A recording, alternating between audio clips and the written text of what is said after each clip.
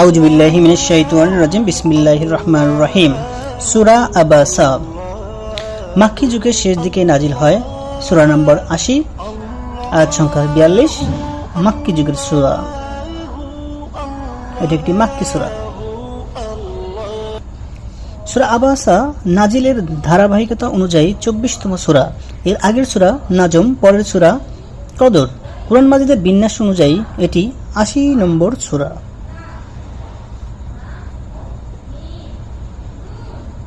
সূরা আবাসা এর অর্থ, আবাসা মানে সে ভুরু কুঁচকালো।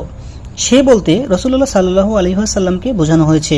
সূরার 1 নম্বর আয়াতে আবাসা শব্দ থেকে এর নামকরণ করা হয়েছে।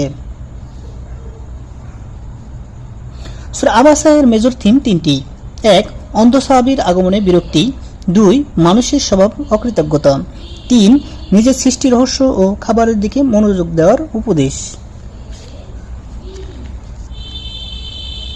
সূরা আবাসাকে 3টি সেগমেন্টে ভাগ করা হয়েছে। প্রথম অংশে মৃদু তিরস্কার। সূরার শুরুতেই রাসূলুল্লাহ সাল্লাল্লাহু আলাইহি ওয়াসাল্লামের বিরক্তির ঘটনা তুলে ধরেন আল্লাহ। এরপর তার নবীকে জানিয়ে দেন এমনটা যেন আর কখনো না হয়। দ্বিতীয় অংশ জাগরণ ও সতর্কতা। মানুষের সৃষ্টি এক ফোঁটা বীর্য থেকে, তাই তার উচিত অহংকার না করে আল্লাহর অনুগত হওয়া, আর তা না হলে কপালে জুটবে পরকালের শাস্তি।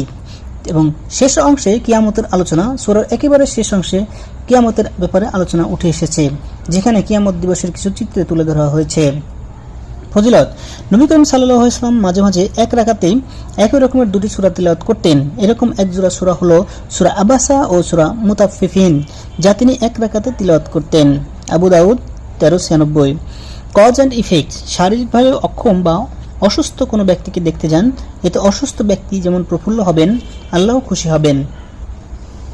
সূরা আবাসা এর সেন্ট্রাল থিম আল্লাহর সমতা নীতি। ওভারভিউ: সূরা আবাসা এর 1 থেকে 4 নম্বর আয়াতে যে নিজেকে পরিশুদ্ধ করতে চায়, কুরআন উপদেশ গ্রহণ করতে চায়, তার দিকে অধিক মনোযোগ দিতে হবে। 5 থেকে 10 নম্বর আয়াতে অপরদিকে যে কুরআনকে নিজের জন্য প্রয়োজনীয় মনে করে না, তাকে পরিশুদ্ধ করার দায়িত্ব রাসূলের নেই। 11 থেকে 16 নম্বর আয়াত কুরআনের মিশন নিঃসন্দেহে অসাধারণ। 17 থেকে 23 নম্বর আয়াতে মানুষের জন্য আল্লাহর অবাধ্য হওয়া খুবই বেমানান। সে কিছুতেই আল্লাহর হক পুরোপুরি আদায় করতে পারে না।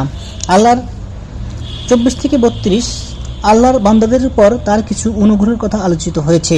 33তম থেকে 42তম আয়াতে পরকালের একটি বিবরণ দেওয়া হয়েছে, যেখানে মানুষ তার আপনজনদের কাছ থেকে পালাবে।